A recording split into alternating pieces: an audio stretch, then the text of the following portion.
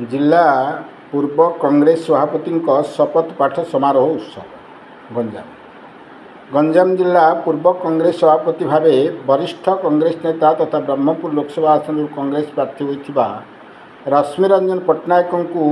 AICC अनुमोदन क्रमे प्रदेश Congress committee सभापति भक्तचरण दास अवस्थापित कर रविवार आनुष्ठानिक भाव सहरस्थित बापूजी आश्रम परिसर में सभापति दायित्व नेवा सह कांग्रेस कर्मी गहण में शपथपाठ समारोह कार्यक्रम आयोजित होता। यही अभिमुखे हिलपाटनारू एक विराट मोटरसाइकेल रैली में कांग्रेस कर्मी मैंने रश्मि रंजन को एक विराट शोभायात्रा आनी इंदिरा गांधी महात्मा गांधी सह विभिन्न प्रभात पुरुषों प्रतिमूर्ति में पुष्पमाल्य अर्पण कर बापूजी आश्रम को आनी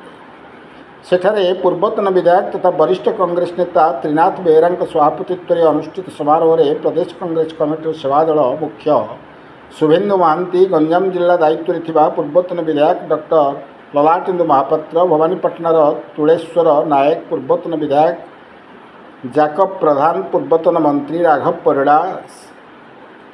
शाखा सुजीत कुमार राज्य उपसभापति भोकाली सेठी दिगपंडी एनएसए अध्यक्ष प्रफुल्ल पंडा श्यामसुंदर साहू रवीन्द्र उद्यान सामंतरा युव सभापति विकास नायक महिला सभानेत्री बनजा पंडा वृंदावन खटेई अशोक पट्टनायक प्रमुख मंचासीन थे।